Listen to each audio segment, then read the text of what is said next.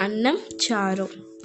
కాశీ విశ్వవిద్యాలయం నుంచి పాకశాస్త్రంలో పట్టా పుచ్చుకున్నాడు అన్నంభట్టు. చదువు పూర్తి అయిన ఆనందంతో సంతూరు బయలుదేరాడు.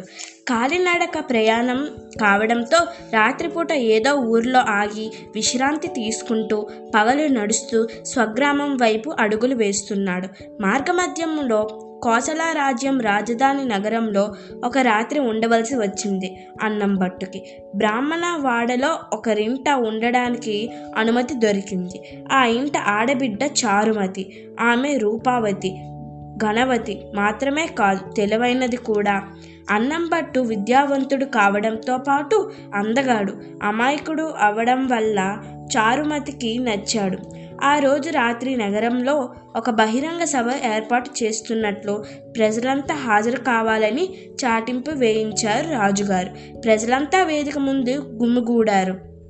అన్నంభట్టు కూడా సభకు వెళ్ళాడు. వేదిక మీద మహామంత్రి, సేనాపతి, ఇతర ప్రముఖులు ఆసీనులయ్యారు. ముందుగా మంత్రిగారు లేచి ప్రజలను ఉద్దేశించి, జనులారా, మన రాజ్యం మీదకు పొరుగురు రాజ్యం వారు దండెత్తి రానున్నారు వేగుల ద్వారా తెలిసింది. ఈ వార్త తెలుసుకున్న రాజుగారు కుతకుతలాడుతున్నారు అనగానే అన్నంభట్టు కుతకుతలాడితే కుండలు దింపేయాలి అని అరిచాడు. సభలో చిన్న కలలం బయలుదేరింది.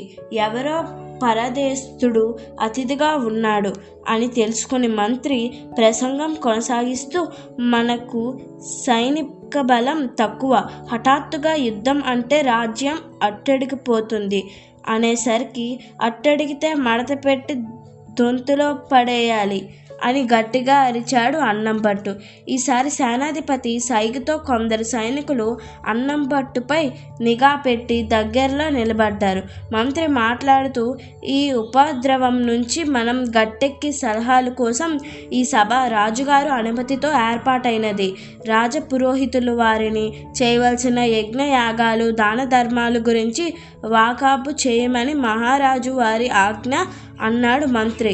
అది విన్న అన్నంభట్టు, అన్నం పరబ్రహ్మస్వరూపం, అన్నదానం మహాదానం అని అరిచాడు. ఈసారి సైనికులు ఊరుకోలేదు. శత్రుదేశం గూఢచారిగా అనుమానించి తీసుకువెళ్ళి చెరసాలలో బంధించారు.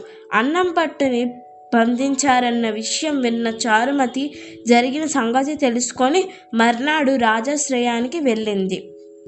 సరిగ్గా అదే సమయంలో అన్నంభట్టుని విచారణ నిమిత్తం సభలో ప్రవేశపెట్టారు.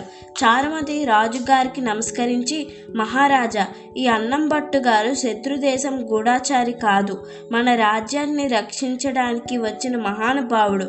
శత్రువులను ఎదిరించే వ్యూహాలను అలా చెప్పకనే చెప్పిన చతురుడు అంది. సభలో అందరూ ఒకరి మొహాలు ఒకరు చూస్తున్నారు ఆశ్చర్యంగా.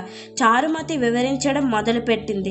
రాజా, కుతకుతలాడితే కుండలు దింపేయడం అంటే రాజ్యంలో ఉన్న ప్రజలందరికీ సరిపడా ఆహారం పదార్థాలు వండించమని భట్టుగారి సూచన.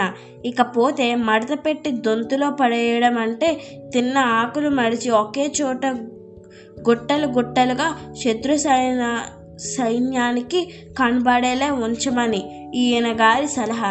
తదుపరి అన్నదానం మహాదానం అని ఎందుకు గుర్తు చేశారంటే, విజయం కోసం దానాలు, యాగాలు అంటూ ఖర్చు చేయడం కంటే ఆ ధనాన్ని ప్రజలకు ఆహారం పెట్టడం కోసం వినియోగిస్తే ఉప్పు తిన్న విశ్వాసంతో, దేశభక్తితో శత్రువులపై తిరగబడి వారిని వెళ్ళగొట్టొచ్చు అని ఆగింది చారుమతి. రాజుగారు భట్టుగారి ఆలోచనను సవివరంగా తెలపమని కోరారు. దానికి చారుమతి, అయ్యా, సైనిక బలం తక్కువని బెంగ ఎందుకు? ప్రతి పౌరుడు ఒక సైనికుడై నిలబడగల తంత్రం ఇది. ప్రజలందరినీ యుద్ధభూమికి తరలించి వారి కోసం ప్రత్యేకంగా గుడారాలు వేయించి కుండల కొద్ది ఆహారం వారికి వండిస్తే శత్రురాజ్యానికి మన సైనిక బలం ఎక్కువ ఏమో అని సందేహం వస్తుంది. తిన్న ఆకులు దొంతలుగా గుట్టగా చూసి సందేహం కాస్త నిజం అని అర్థం తెలుసుకొని పలాయం చిత్తగీస్తారు. ఇది వ్యూహం అంది. ఏం చెయ్యాలో పాలుపోక తలలు పట్టుకున్న రాజు, మంత్రి, ఇతర నాయకులు అన్నంభట్టు తంత్రం పై మొగ్గు చూపారు. అదృష్టవశాత్తు చారుమతి వివరించినట్లే జరిగింది. కోసల రాజ్యం సైనికు దళాలు భారీ సంఖ్యలో ఉన్నట్లు అంచనా కట్టిన శత్రుముఖలు యుద్ధం విరమించుకొని అట్నుంచి అటే పారిపోయి కోసల రాజ్యాన్ని యుద్ధ భయం తప్పింది. రాజుగారి పెద్ద విజయోత్సవ సభ ఏర్పాటు చేసి అన్నంభట్టుని ఘనంగా సత్కరించి అతని తెలివితేటల్ని వేణోళ్ళ పొగిడారు. విలువైన కానుకలెన్నో సమర్పించి ఊరేగించారు. అన్నంభట్టు గారు పన్నిన వ్యూహం గురించి చక్కగా వివరించి చెప్పిన చారుమతిని కూడా కొనియాడి ఏదైనా బహుమతి కోరమన్నాడు రాజు. దానికి ఆమె సిగ్గుపడుతూ అన్నంభట్టుతో తనకి వివాహం జరిపించమని అడిగింది.